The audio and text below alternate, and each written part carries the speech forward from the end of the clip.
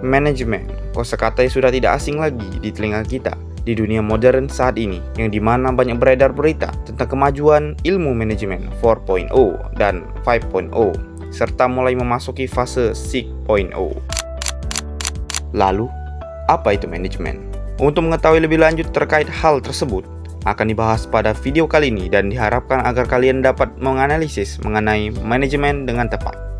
Maka dari itu, saya Muhammad Aditya Putra Pratama dari Universitas Sriwijaya Pendidikan Ekonomi Angkatan 23 dengan NIM 06031282 328047 akan memandu kalian dalam narasi edukasi di video kali ini.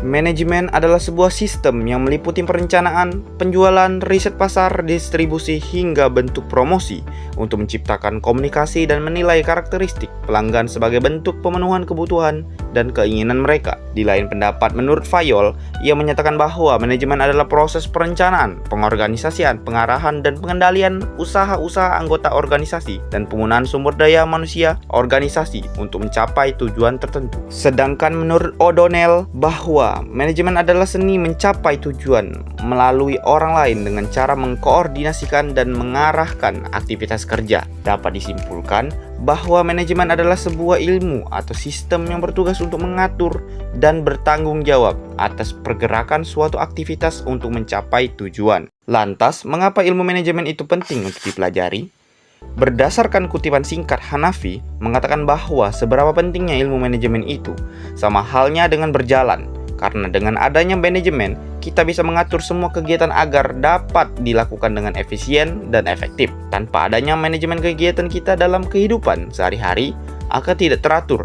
Sama halnya dengan berjalan, jika kita tidak mengatur tujuan dan bagaimana metodenya, kita akan tersesat dan tidak efisien. Berdasarkan tingkatan, manajemen dibagi menjadi 3, yaitu manajemen tingkat bawah, manajemen tingkat menengah, dan manajemen tingkat atas.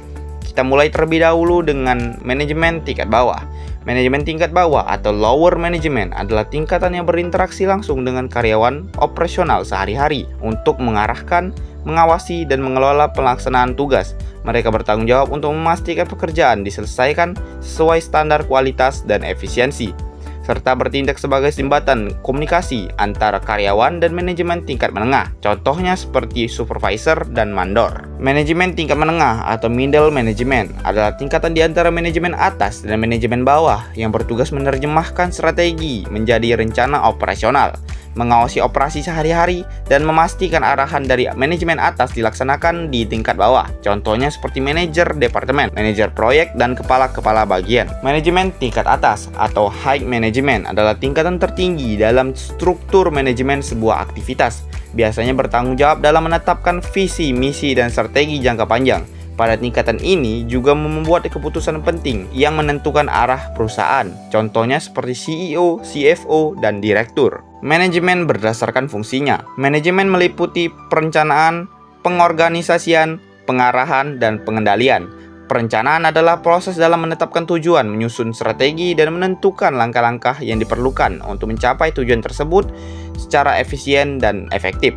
Fungsi ini juga mencakup penentuan target, alokasi sumber daya, dan penyusunan standar keberhasilan, serta memfasilitasi pengambilan keputusan, mengurangi ketidakpastian, dan mengarahkan ke organisasi ke arah yang tepat. Pengorganisasian adalah proses mengalokasikan sumber daya yang ada untuk mencapai tujuan yang telah ditetapkan sebelumnya dengan efisien dan efektif. Fungsi ini melibatkan pembagian tugas, pelaksanaan wewenang dan tanggung jawab, serta koordinasi semua bagian organisasi agar setiap individu dan departemen dapat bekerja secara harmonis dan produktif. Pengarahan adalah proses memotivasi, menginstruksikan, dan mengawasi bawahan agar mereka bekerja sama secara efektif dan efisien untuk mencapai tujuan organisasi yang telah ditetapkan.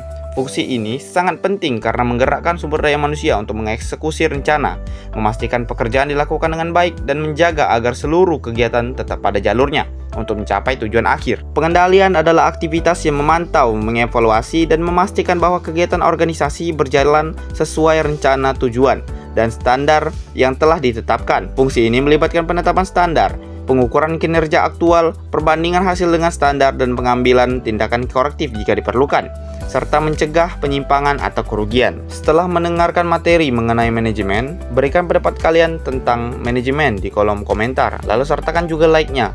Sekian video dari saya, see you next time.